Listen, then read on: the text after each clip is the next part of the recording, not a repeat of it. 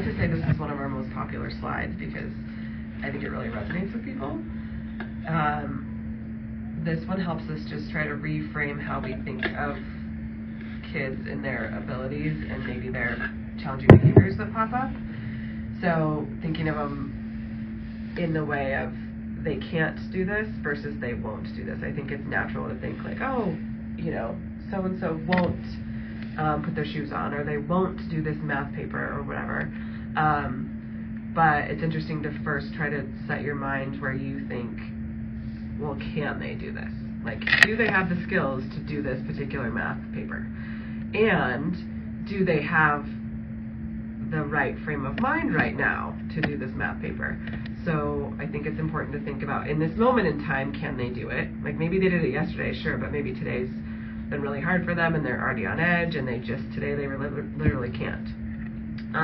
And I like to think about it in terms of, like, if you maybe get pulled over, you know, for speeding or something like that, all of the chemicals rushing to your brain make it impossible sometimes to, like, remember certain things that you know, very naturally off the top of your head, like your phone number or something. That can become really difficult to remember when you're kind of in a stress situation.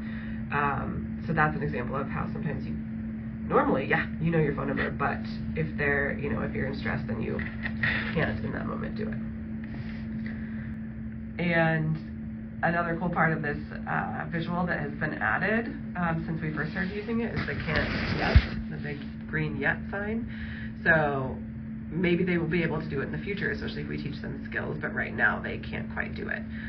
So important things to think about here too are, we often think, we're being pretty judgmental of kids if we think they won't do it. Oh, they won't do this, like they're just being willful or defiant, versus thinking like, I wonder what's getting in their way right now. Are they really stressed? Do they not have the skills? Or like, do they not have just a portion of the skills? Maybe they have most of them, but not one skill. Like, can they not get started on this?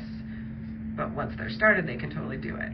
So that initiation skill, maybe they don't have that yet.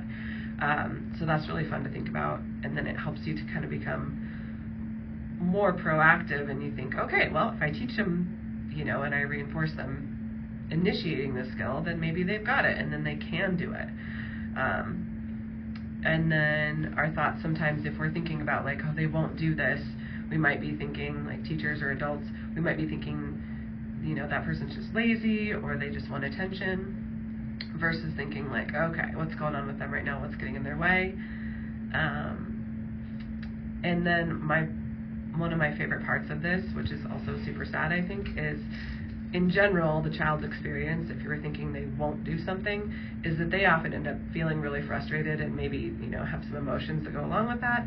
And they end up feeling really guilty and feel shame about, how they're being treated about doing something because people think they won't do it. Versus if we remember that maybe they can't do it, we're able to teach them and they feel more supported and they feel like, this slide says, they feel strengthened, but they might feel just uplifted and happy and more willing to do things that are hard. And I think the other cool thing about this is we can think about this with kids, for sure, kids with disabilities, but also we can think about it with adults, with, adults with disabilities, or sometimes our parents that are struggling, or, the older generation. It can kind of be anybody. Like, in this moment, can they do this or not?